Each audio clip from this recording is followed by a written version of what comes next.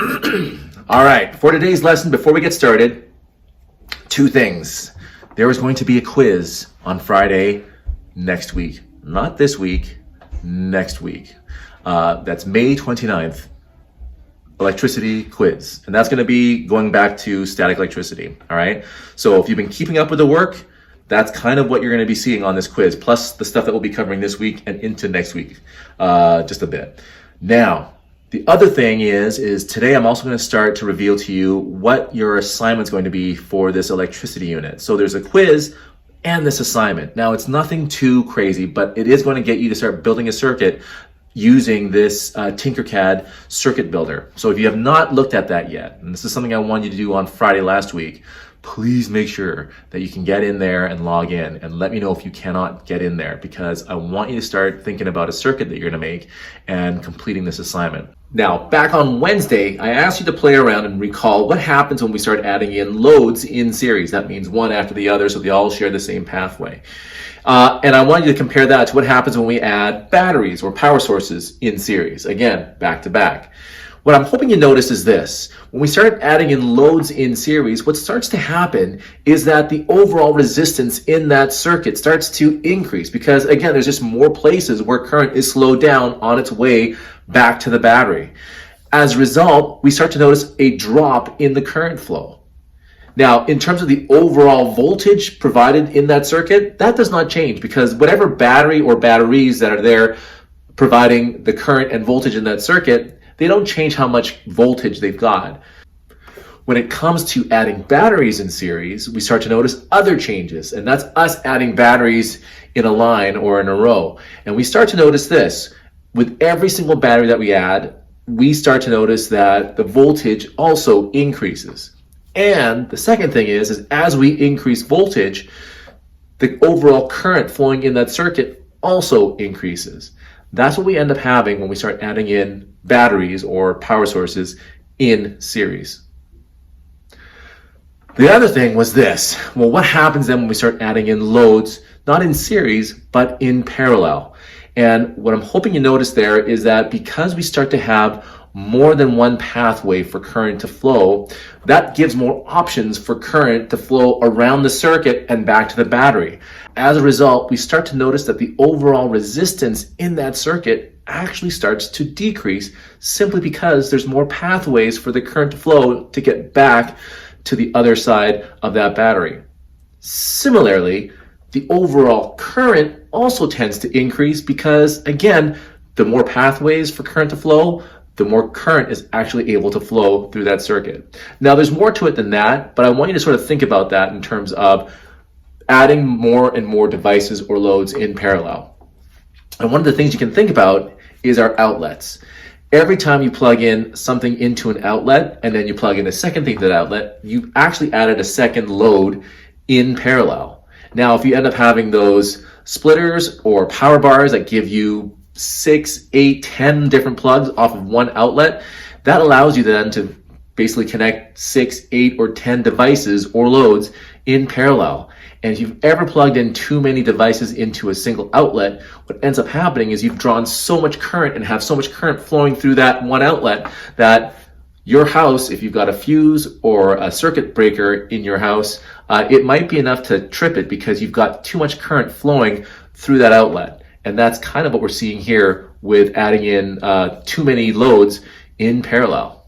So what about adding batteries in parallel? Well, this is a weird one, because if you've added in 2 or then 3 batteries in parallel and then you did all your measurements, you probably noticed that nothing really changed. Voltage stayed the same across each battery, and if you did the voltage across all 3 batteries or 2 batteries in parallel, the voltage never changed. Same thing with the current flowing through most of the circuit. It never changed. The resistance, because you're using the same light bulb, that never changed, so the resistance doesn't change. Nothing really changed about it.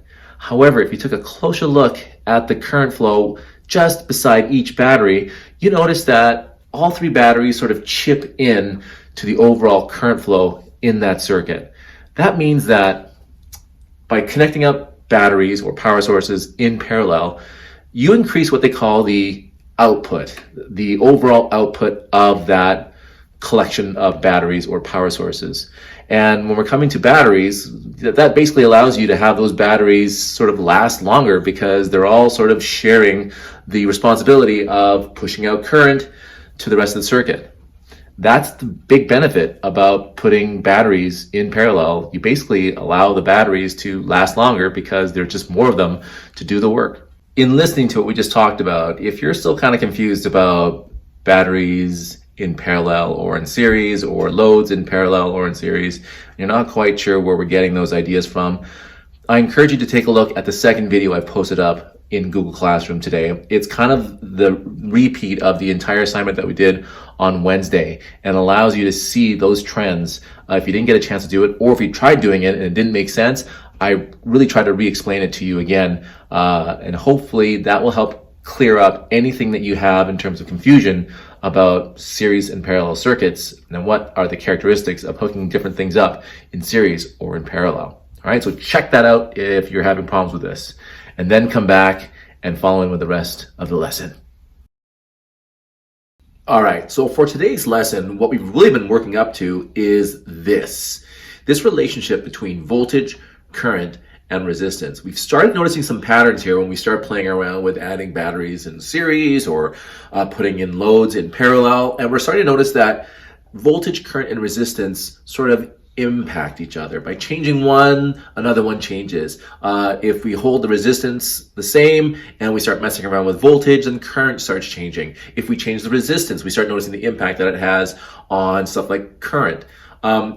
This is summarized in a very important equation called Ohm's law.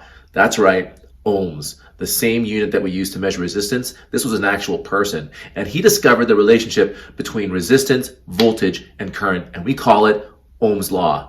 So we can see this equation written as resistance equals voltage divided by current. And now don't forget the units here. Resistance is measured in ohms, voltage is measured in volts, and current is measured in amps. But we can also rearrange the equation as well. Like we can say voltage equals current times resistance, or we can say current equals voltage divided by resistance. And that's why we have this little tool here. We've used a similar thing before when we're looking at density. The same thing we can use for something like Ohm's law. You'll also notice when we look at this particular equation and we substitute in the symbols representing voltage, current, and resistance, V stands for voltage, R stands for resistance, and then this weird thing, I stands for current. I is not a unit of current. We just use I as a way to symbolize current. So when you start seeing this triangle or the formula, V equals I times R, or R equals V over I, the I stands for current, all right? Just to let you know. This is our tool that we're going to focus in on, and here's an example of a question that you might see. And we're going to make reference back to a circuit that we've used many times before, and I'm going to throw some values at you. Here is the voltage of the battery. This is the voltage that is being supplied to the circuit, 9 volts. And using our ammeter, we've measured the current to be 0.9 amps. The question is what is the resistance? And what is the resistance in this circuit? We're going to use Ohm's law, and we're going to use this particular tool up here to help us figure this out. So what we're going to do is, again, we're going to figure out what's the value that we're trying to find. Well, like I said, we're trying to find resistance, and we're going to say that resistance is represented by the capital letter R. There it is there. So for this tool, we're going to cover up this letter, and we're left with V and I, and it's the position of V and I that's going to help us out with this particular solution. V divided by I. It's like V over I. And if we were to write out the equation, we would say R equals V over I. Just like that. And that is what we got to do. Now you'll notice V and I are what we have here. Voltage, and I, like I said, is weird, but I stands for current. And we measure current in amps. So there it is there. So what we then do, plug in those values and just make sure that you're doing it in the right way, because sometimes people get this flipped and then they end up having the amps on the top and volts on the bottom, and that's not right. V over I is what we need to do. So it's volts on top divided by current, like that. Plug it in. What's the value? There it is, 10 ohms. And notice here the units, ohms. I know it's weird, but that's what we use. It's like an upside down horseshoe. But this represents the the resistance in this circuit. So with a 9-volt battery and with a current flowing through the circuit of 0.9 amps, that must mean that we have a resistance of 10 ohms. And in this case, we only have one load in here, so the 10 ohms is coming from this lamp, the 10 ohms of resistance. There it is. And in fact, if you were to build this and click on the light bulb, you'd see that the resistance is set to 10 ohms. Let's take a look at another one. What about this circuit? Now you'll see I've used a completely different load here. I've used what we call a resistor. And what I want you to figure out is what is the voltage in this circuit? And again, we're going to use Ohm's law for this. So we're going to use this tool over here. Well, I'm going to go and give you some values here. There's the resistance, and again, we have to remember that this is ohms, so this is representing the resistance of this load here, or this resistor, and 0.3 amps, which is what we use to measure current.